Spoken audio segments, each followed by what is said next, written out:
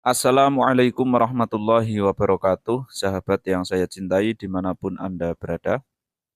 Setelah saya mengunggah video tentang usulan saya untuk merunut kembali isnad-isnad yang sengaja tidak dicantumkan oleh pengarang kitab Al-Jawharus Syaffaf, khususnya isnad mengenai kronologi kedatangan Said Ahmad bin Isa ke Yaman bersama Ubaidillah ya, dan yang lain, yang tentu saja kisah itu sangat berkaitan sekali dengan sahih dan tidaknya ketersambungan nasab Alawi kepada baginda Nabi Muhammad Shallallahu Alaihi Wasallam. Sepertinya usulan dalam video itu belum menjadi perhatian khusus bagi Gus Rumel Abbas. Karena seperti yang kita lihat, tulisan beliau di kolom komentar video itu hanya menanggapi soal ulasan awal saya tentang kitab Al-Jawharus Syafaf dan kitab Tobaqot Fuqahaul Yaman. Yang mana dalam awal video itu memang saya sampaikan di mana letak perbedaan dua kitab tersebut ketika sama-sama terdapat kontradiktif antara penyebutan tahun wafatnya seorang tokoh dengan tahun wafatnya sang penulis kitab. Secara simpel, perbedaan itu adalah kalau kitab Tobaqot Fuqahaul Yaman, nah itu terdapat footnote ya atau catatan kaki dari pentahqiq dalam penyebutan tahun wafatnya seorang tokoh, sehingga pembaca bisa membedakan mana tambahan dari penyalin naskah dan mana yang asli dari pengarang kitab. Nah, kalau kitab Al-Jawharus Syafaf, nah itu tidak ada catatan kaki atau penanda lainnya, agar pembaca bisa membedakan mana imbuhan, mana teks asli dari pengarang kitab. Meski sebetulnya poin pembahasan saya bukanlah tentang perbedaan itu, melainkan lebih kepada analisa berbasis data yang dalam hal ini adalah mengenai isnad yang dibuang oleh penulis kitab Al-Jauharus Syafaf yang kemudian dijadikan rujukan oleh pembaca setelahnya untuk mensahihkan ini ya nasab Alawi. Sedangkan kitab Al-Jauharus Syafaf sedang membidik sebuah kisah yang jaraknya sangat lama sekali. Namun karena Gus Rumel belum memperhatikan itu dan beliau telah memberikan usulan agar saya membuat perbandingan dengan adil, yaitu dengan membandingkan manuskrip kitab Al-Jawharus Syafaf dengan manuskrip kitab Tobaqot Fuqahaul Yaman.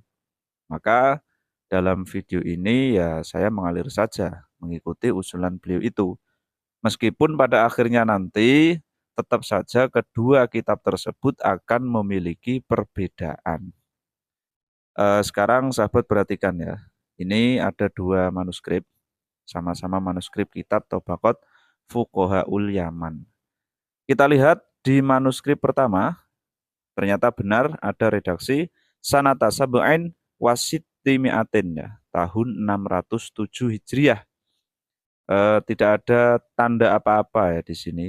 Berarti sama seperti kitab Al-Jawharus Syafaf ketika menyebut angka 860 Hijriyah.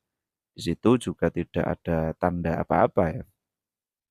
Kemudian kita lihat manuskrip kedua, ternyata juga sama. Di sini juga ada redaksi Sanata Sab'ain Wasittimi'atin tahun 607 Hijriyah. Berarti memang benar ya. Kalau perbandingan yang dilakukan adalah antar sesama manuskrip, yang dalam hal ini adalah manuskrip kitab Al-Jawharus Syafaf dengan manuskrip kitab Tobaqot Fuqahaul Yaman, maka akan sama-sama tidak menemukan footnote ya, atau penanda lainnya yang dapat mengantarkan pembaca untuk tahu akan adanya kalimat imbuhan dari sang penyalin kitab. Sehingga kontradiktif antara penyebutan tahun wafatnya seorang tokoh dengan wafatnya sang penulis kitab itu baru akan diketahui sebagai imbuhan ketika sudah diperhitungkan menggunakan logika yang sehat dan verifikasi data yang akurat. Dan ternyata itulah yang sudah dialami oleh kitab Tobaqot Fuqahaul Yaman. Kontradiktif yang ada di dalam kitab ini dapat diverifikasi sebagai imbuhan dari penyalin dengan berpegang kepada naskah asli dan naskah dari perpustakaan ini ya di Istanbul, Turki ya. Istanbul itu Turki.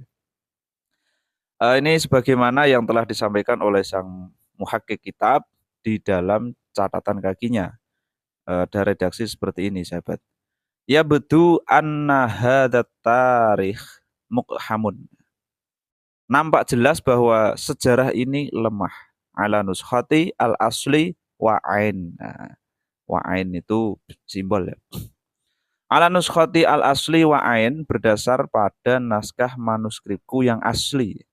Dan ini ya, naskah manuskrip kitab dengan simbol ain. Kalau kita buka di awal kitab, simbol ain itu untuk menunjukkan simbol perpustakaan bernama Ali Amir di Istanbul, ya, Turki. Kemudian ziyadatun min ba'dil qura'i awin nasikhina. Nah, itu adalah imbuhan dari sebagian pembaca atau penyalin, ya. Jadi kalau melihat ini, berarti dua manuskrip yang saya miliki itu sudah mengalami imbuhan dari penyalin. Meski tidak ada tanda apa-apa, tetapi bisa diverifikasi sebagai imbuhan, ya, berdasar pada perbandingan manuskrip lain. Nah, sekarang apakah kitab Al-Jawharus Syafaf juga demikian? Kalau kitab Al-Jawharus Syafaf itu tidak demikian, sahabat. Ketika Gus Rumel menyatakan bahwa kontradiksi itu terjadi karena ada imbuhan dari sang penyalin kitab, dengan argumen karena sebagian teks-teksnya telah dinukil oleh kitab Qiladatun Nahar, yang diketahui pengarang kitabnya lahir pada tahun 870 Hijriah dan meninggal pada tahun 947 Hijriah, maka sebetulnya ini hanya bicara soal eksistensi kitab Al-Jawharus Syafaf dan logika yang berdasar kepada dzon saja. Belum sampai kepada ini ya, verifikasi data itu imbuhan atau tidak.